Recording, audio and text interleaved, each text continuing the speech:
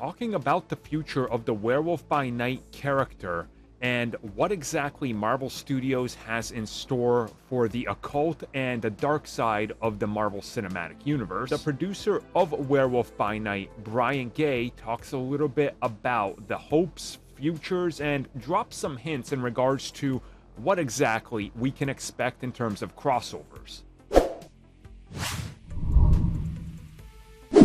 So I think it's pretty evident that the goal for Marvel Studios is to get enough of the darker side of the Marvel Universe into the MCU to be able to pull off some sort of version of the Midnight Suns.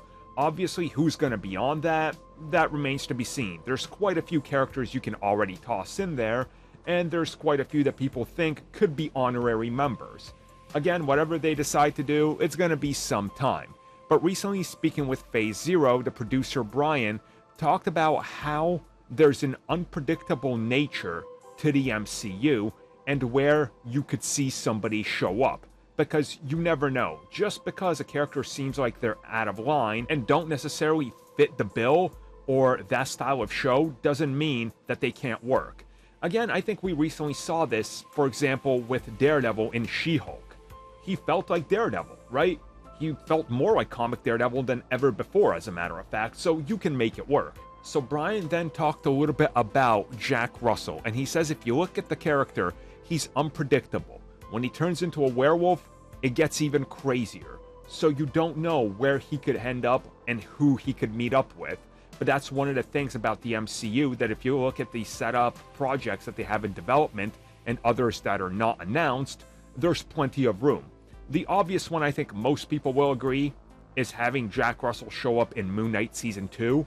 You could also toss the character into Echo, for example. I mean, there's literally a Native American werewolf. Like, that's in the comics. That's the most recent run. So you could do that. You could also toss him, literally, like straight up, just toss him into Daredevil. He could work in the context of that show as well. Especially if they're going to do what many people want them to do, and that's bring Daredevil into the Midnight Suns. Or Blade, for example. You could toss him into Blade since they're reworking that whole idea. So honestly, I think he's right. He can literally show up anywhere and everywhere because he fits pretty much everywhere. It's a werewolf, like, it's not too far-fetched. People already know the concept, so it's easy to deal with. Same with Man-Thing. Like, hey, here's Ted. Fine enough.